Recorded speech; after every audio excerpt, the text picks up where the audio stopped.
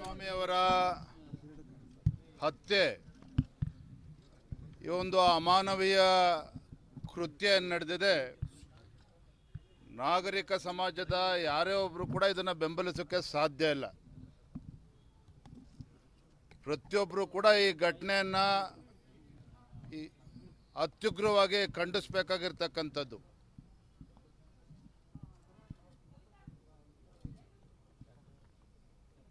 ಇಷ್ಟೊಂದು ಸುಲಭವಾಗಿ ಈ ರೀತಿ ಬರ್ಬರ ಹತ್ಯೆ ಮಾಡಿರ್ತಕ್ಕಂಥದ್ದು ರಾಜ್ಯದಲ್ಲಿ ಅಷ್ಟೇ ಅಲ್ಲ, ಇಡೀ ದೇಶದಲ್ಲಿ ಚರ್ಚೆ ಆಗ್ತಾ ಇದೆ. ಪಾಪ ಅವ್ರ ತಂದೆ ತಾಯಿ, ಅವರ ಧರ್ಮಪತ್ನಿಯನ್ನು ನೋಡೋದು ನಿಜವಾಗ್ಲೂ ಕೂಡ ದುಃಖ ಆಗ್ತದೆ. ಯಾವ ರೀತಿ ಅವರಿಗೆ ಧೈರ್ಯ ಹೇಳಬೇಕು, ಅವರಿಗೆ ಸಾಂತ್ವನ ಹೇಳಬೇಕು ಅನ್ನೋದು ಕೂಡ ನಮಗೂ ಕೂಡ ಅರ್ಥ ಆಗೋದಿಲ್ಲ. ನಾನಿವತ್ತು ನಮ್ಮ ರಾಜ್ಯ ಸರ್ಕಾರಕ್ಕೆ ನಾನು ಒತ್ತಾಯವನ್ನು ಮಾಡ್ತೇನೆ, ಮಾನ್ಯ ಮುಖ್ಯಮಂತ್ರಿಗಳಿಗೆ ಒತ್ತಾಯವನ್ನು ಮಾಡ್ತೇನೆ. ಆ ಕುಟುಂಬಕ್ಕೆ ಧೈರ್ಯ ತುಂಬತಕ್ಕಂಥ ಕೆಲಸ ರಾಜ್ಯ ಸರ್ಕಾರದ ವತಿಯಿಂದ ಆಗಬೇಕು. ರೇಣುಕಸ್ವಾಮಿ ಅವರ ಧರ್ಮಪತ್ನಿ ಏನಿದ್ದಾರೆ, ಪಾಪ 4 ತಿಂಗಳು ಗರ್ಭಿಣಿ. ಮುಂದಿನ ದಿನಗಳಲ್ಲಿ ಹೆಣ್ಮಗಳಿಗೆ ಒಂದು ಸರ್ಕಾರಿ ನೌಕರಿ ಉದ್ಯೋಗವನ್ನು ಕೊಡಬೇಕು ಮತ್ತು ಸರ್ಕಾರ ಪರಿಹಾರವನ್ನು ಕೂಡ ಕೊಡಬೇಕು. ಮತ್ತು ತನಿಖೆ ನಡೀತಾ ಇದೆ.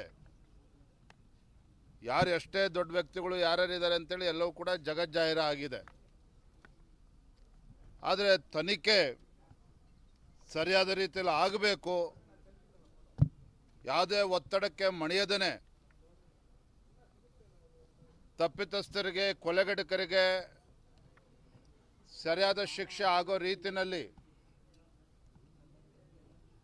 ತನಿಖೆ ನಡಿ ಈಗ ಶುರು ಮಾಡೋಣ. ಕೇಸರಿಯಿಂದ ಮನೋಲ್ಲಾಸ ಮನಸ್ಸು ಮತ್ತೇರಿ ಕುಣಿದಾಡಿದೆ ನೋಡು, ಮನಸ್ಸು ಮತ್ತೇರಿ ಕುಣಿದಾಡಿದೆ ನೋಡು. ಕ್ಷಣ ಕ್ಷಣವೂ ಆಚರಿಸಿ ಕೇಸರಿ ಹಬ್ಬ. ವಿಮಲ್ ಬಾಯಲ್ಲಿ ಹೇಳಿ ಕೇಸರಿ. ಎಲ್ಲೂ ಕೂಡ ಸಡಿಲ ಆಗದೇನೆ ಸರಿಯಾದ ರೀತಿ ತನಿಖೆಯನ್ನು ಕೂಡ ನಡೆಸಬೇಕು ಮತ್ತು ತಪ್ಪಿತಸ್ಥರು, ಕೊಲೆಗಡಕರಿಗೆ ಸರಿಯಾದ ಶಿಕ್ಷೆಯನ್ನು ಕೂಡ ಆಗಬೇಕು. ಇದನ್ನು ನಾವು ಆಗ್ರಹವನ್ನು ನಾವು ಮಾಡ್ತಾ ಇದ್ದೇವೆ. ಇಡೀ ದೇಶದಲ್ಲಿ ಈ ವಿಚಾರ ಚರ್ಚೆ ಆಗ್ತಾ ಇದೆ. ಹಾಗಾಗಿ ರಾಜ್ಯ ಸರ್ಕಾರ ಇನ್ನೂ ಕೂಡ ಹೆಚ್ಚು ಗಂಭೀರವಾಗಿ ತೆಗೆದುಕೊಂಡು, ಇದರಲ್ಲಿ ರಾಜಕೀಯ ಬೆರೆಸೋದಕ್ಕೆ ನಾವು ಇಚ್ಛೆ ಪಡೋದಿಲ್ಲ. ಆದರೆ ತನಿಖೆಯನ್ನು ಆಗ್ತಾ ಇದೆ, ಯಾವುದೂ ಕೂಡ ವ್ಯತ್ಯಾಸ ಆಗದೇನೆ, ಯಾವುದೇ ಒತ್ತಡಕ್ಕೆ ಮಾಡಿದೇನೆ ಸರಿಯಾದ ರೀತಿ ತನಿಖೆ ಆಗಬೇಕು ಅಂತ ನಾನು ಈ ಸಂದರ್ಭದಲ್ಲಿ ಆಗ್ರಹವನ್ನು ನಾನು ಮಾಡ್ತಾ ಇದ್ದೇನೆ. ಮಾನ್ಯ ಮುಖ್ಯಮಂತ್ರಿಗಳು ತತ್ಕ್ಷಣ ಪರಿಹಾರ ಕೊಡ್ತಕ್ಕಂಥ ನಿಟ್ಟಿನಲ್ಲಿ ನಿರ್ಧಾರವನ್ನು ಕೈಗೊಳ್ಳಬೇಕು. ಯಾಕೆ ಇವತ್ತಿಗೂ ಕೂಡ ಯಾರೂ ಕೂಡ ಸಚಿವರು ಯಾರೂ ಕೂಡ ಭೇಟಿಯನ್ನು ಕೊಟ್ಟಿಲ್ಲ. ಇವತ್ತು ಮಾನ್ಯ ಪರಮೇಶ್ವರ್ ಬರ್ತಾರೆ ಅನ್ನೋ ಮಾಹಿತಿನೂ ಕೂಡ ಸಿಕ್ಕಿದೆ. ಮಾನ್ಯ ಗೃಹ ಸಚಿವರು ಕೂಡ ನಾನು ಒತ್ತಾಯವನ್ನು ಮಾಡ್ತೇನೆ, ಈ ವಿಚಾರವನ್ನು ಭಾಳ ಗಂಭೀರವಾಗಿ ತೆಗೆದುಕೊಂಡು ಕುಟುಂಬಕ್ಕೆ ಧೈರ್ಯವನ್ನು ಕೂಡ ಕೊಡಬೇಕು ಮತ್ತು ಆರ್ಥಿಕವಾಗಿ ಒಂದು ಪರಿಹಾರವನ್ನು ಕೂಡ ಕೊಡಬೇಕು ಅಂತ ನಾನು ಒತ್ತಾಯವನ್ನು ಮಾಡ್ತಾ ಇದ್ದೇನೆ.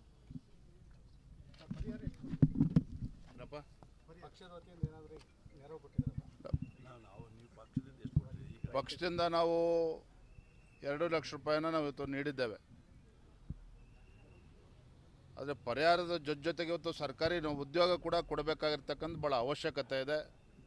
ಹಾಗಾಗಿ ವಿಚಾರವನ್ನು ಭಾಳ ಗಂಭೀರವಾಗಿ ತೆಗೆದುಕೊಳ್ಬೇಕು. ನಾನು ಕೂಡ ಮಾನ್ಯ ಮುಖ್ಯಮಂತ್ರಿಗಳನ್ನ ಒತ್ತಾಯವನ್ನು ಮಾಡ್ತಾ ಇದ್ದೇನೆ ಸಂದರ್ಭದಲ್ಲಿ.